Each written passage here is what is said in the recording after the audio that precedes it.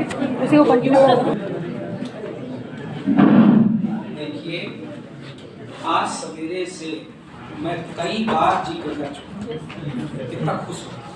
एक आध लाइन भी पढ़ाने में गलत हो गया, खुशी मारे हो जाता है। मैंने आपको रेफर किया है, मैं फिर से परिचय करा।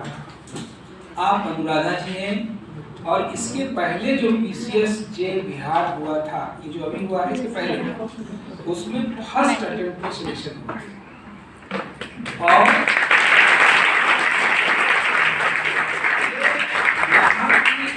रेगुलर स्टूडेंट रही हैं, यही एडल्फी में रहती थी, यहाँ पढ़ाई किया, भैया इनके आए एडमिशन कराए और इतना मेधावी रही कि आज सवेरे मैंने आप बताया था कम से कम 50 प्रॉब्लम लिख करके इन्होंने हमको दिखाया। और मैंने कहा बिटिया अब तुम प्रॉब्लम मत चेक करा दो, अब तुम सेलेक्ट करो। और आप लोगों के और हमारे प्रति इनका इतना स्नेह है, अगर ये रात 9 बजे फोन ना करती थी हम तो जान भी नहीं पाते। आप लोग तो हॉस्टल में रहते ही नहीं जानते। उनका कि सर हम आए हैं और हम आपसे मिलना चाहते हैं।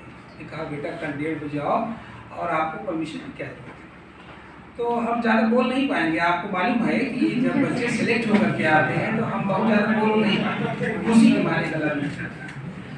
अब अनुराधा से आप बात करिए, ये आपको मोटिवेट करेगी। लो बेटा। सबसे पहले आप सभी को नमस्ते, गुड आफ्टरनून। Good afternoon. आज मैं इस कोचिंग में यहाँ पे खड़ी हूँ और ये सर के समक्ष खड़ी हूँ, तो ये इसमें सर मतलब इस कोचिंग और सर का मैं बहुत ही शुक्रगुजार हूँ, जिसके वजह से मैं आज बिहार में पोस्टेड हूँ, जुडिशियल मजिस्ट्रेट हूँ। 2020 जनवरी में मेरी पोस्टिंग हुई और अभी मैं जुडिशियल मजिस्ट्रेट फर्स्ट क्लास कम एडिशनल मुंसिफ हूँ।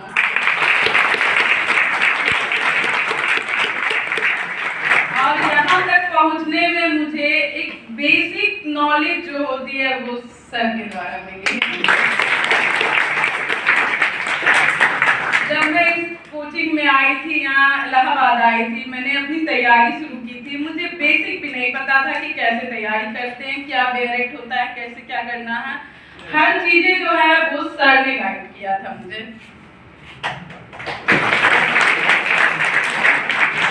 एक चीज क्या था कि सर जो भी बोलते थे यहाँ पे खड़े होकर, या फिर मैं ऑफिस में जाती थी सर से मिलने, जो भी बोलते थे मैं इनका हर एक बात मानती थी।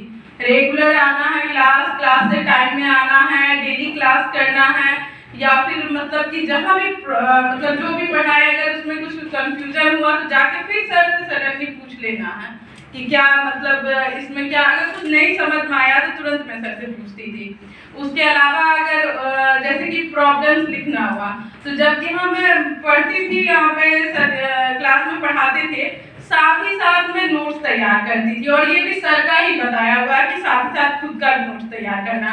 और सर जो भी बताते थे, जो भी लिखाते थे, नोट्स बनाते थे, उसी से मैं खुद का भी नोट्स तैयार करती थी, प्रॉब्लम सॉल्व करती थी। और डेली मैं रुक के क्लास के बाद 1 बजे 1:30 बजे जो भी टाइम होता है, मैं सर को दिखाती थी लिख के। सारा प्रॉब्लम सर को लिखकर डेली एक या दो लिखकर छोड़ देती थी पेज पे सर के पास। सर को जब भी टाइम मिलता था तो सर मतलब उसको देखते थे, फिर चेक करके फिर जब भी टाइम मिलता था नेक्स्ट डे मुझे बताते थे कि यहाँ ये करेक्शन होगा।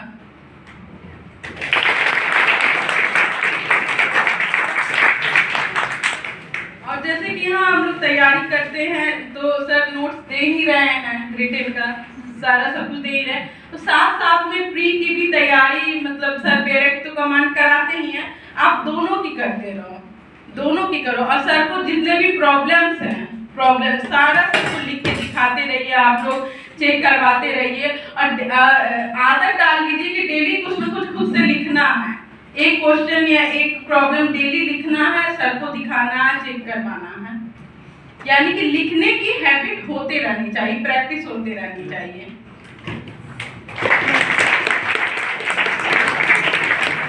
और जितनी भी पढ़िए, थोड़ी पढ़िए, ज्यादा पढ़िए, डेली कंटिन्यूटी बनाए रखिए, कंटिन्यूटी एकदम बनाए रखिए पढ़ाई में। अगर आज तबीयत खराब हो गई या किसी रीजन से नहीं पढ़ पाए, मन नहीं लगा, तो कल उसको रिकवर करिए।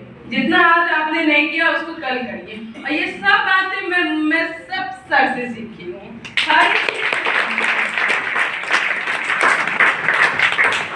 कैसे तैयारी करना है, कैसे पढ़ना है, कैसे रिटन के लिए लिखना है, कैसे प्री के लिए करना है, हर चीज बेसिक चीजें। इवन मतलब मैं क्या बोलूं सर, एक वर्ड चेक करके बताते थे कि ये जैसे हम लोग कोई वर्ड लिखते हैं ना हिंदी में, तो ये ऐसे नहीं, ये होता है, यहाँ पे ये यूज किया जाता है। होता है कि कॉमन हिंदी में कुछ ना कुछ थोड़ा बहुत, हर कोई हिंदी बहुत अच्छा नहीं लिख पाता है, कुछ ना कुछ लॉ वाले लैंग्वेज में कुछ ना कुछ दिक्कत आ जाती है या मिस्टेक होता है। तो सर ने हर एक छोटी सी चीज, जैसे चंद बिंदु हुआ या कहाँ पे क्या हुआ, हर चीज इतना ध्यान दे के प्रॉपर सर चेक करते थे मेरी कॉपी, और हर एक चीज बताते थे, छोटी से छोटी चीज।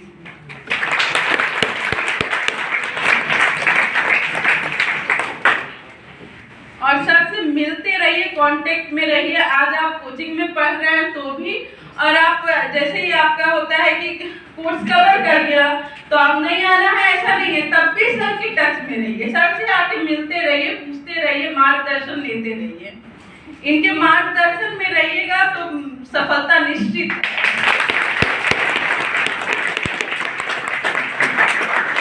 और मैंने जो भी अभी आप लोगों से कहा सब मेरा अनुभव है, मुझ पे ऐसा हुआ है, मैंने ऐसा बीता है, सर जैसे जैसे बताए हैं वैसे वैसे मैंने किया है, तब मैं आज यहाँ पे पहुंची हूँ।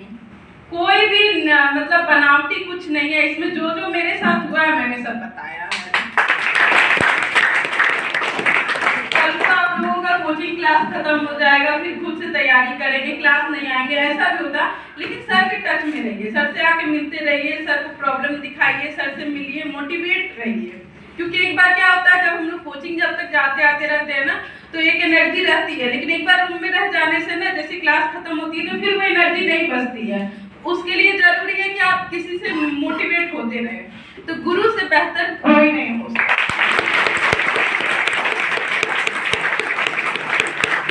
फ्रेंड भी होते हैं, बहुत अच्छे फ्रेंड भी होते हैं, कुछ के कम अच्छे होते हैं, हर चीज होता है, लेकिन आपके पास जब सबसे बेहतर सिलेक्शन है तो आप और किसी से कहीं क्यों जाए।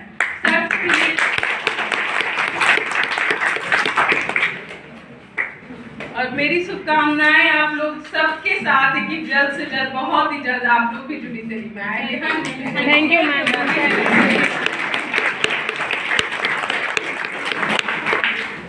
जो आपने परंपरा से तोड़ के कार्य किया है, ये परंपरा से तोड़ के किया है, इसको मत लाया करिए, नहीं तो आदमी संकोच लगेगा। देखो बच्चों, मैं तुम सब लोगों को बता रहा हूँ, इन्होंने परंपरा से तोड़ करके कार्य किया है।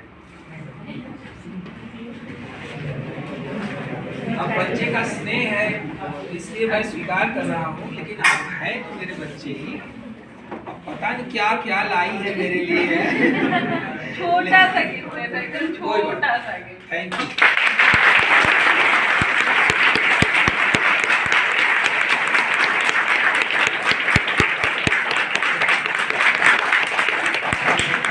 चलिए, मेरी तरफ से शुभकामनाएं। भगवान आपको क्या बोले, हाई कोर्ट का पहले हमारे मित्र पास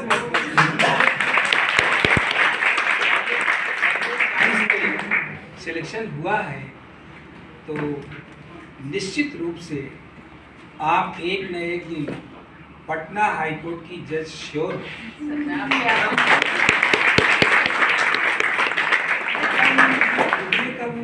पहले चांस में सिलेक्शन का मतलब ही है कि इस बच्चे को पटना हाई कोर्ट जाना ही जाना है। भगवान कहीं जल्दी जाए तो हम यहाँ आपका फैसला पढ़ाएंगे।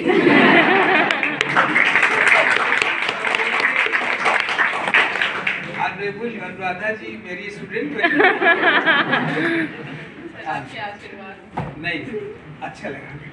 आप अब ये सब कुछ मत लाइएगा, और जितनी बार आइएगा हम सब लोग आपको हृदय से आमंत्रित कर रहे हैं अपने इस विद्या मंदिर में, चाहे 5 मिनट के लिए आइएगा। आप स्नेह देखिए इनका, अगर ये चाहती तो अपना काम पर चली जाती, लेकिन हमारे और आपके प्रति इतना स्नेह है, इतना स्नेह है कि अपने अमूल्य समय में से कुछ क्षण इन्होंने हम लोगों के लिए निकाला, जिससे आप मोटिवेट हो सकें, और बच्ची आएगी जज बन के, ऐसे ही बच्ची का आने खुशी होती है, जज बन के आएगी तो हम कितना खुश होंगे।